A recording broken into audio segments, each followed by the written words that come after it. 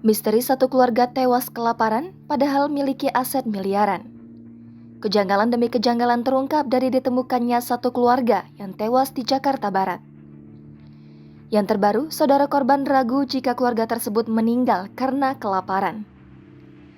Pasalnya, saudaranya tersebut memiliki aset yang banyak hingga miliaran. Informasi bahwa satu keluarga yang membusuk di Kalideres itu memiliki aset miliaran disampaikan tokoh pemuda Jakarta Barat Umar Abdul Aziz. Angka tersebut berasal dari taksiran harga rumah yang ditempati keluarga itu di perumahan Citra Garden 1 Extension, Kalideres. Serta disebut bahwa keluarga itu juga memiliki mobil. Karenanya, dia tak yakin jika satu keluarga di Kalideres itu meninggal karena kelaparan.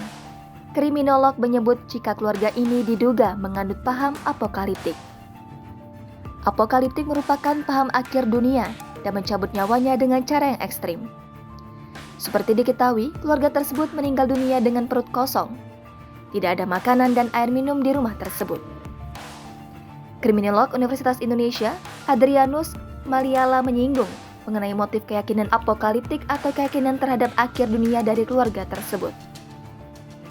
Tewasnya satu keluarga di Kalideres semata-mata karena kelaparan dan tidak punya uang untuk makan sangat tidak mungkin.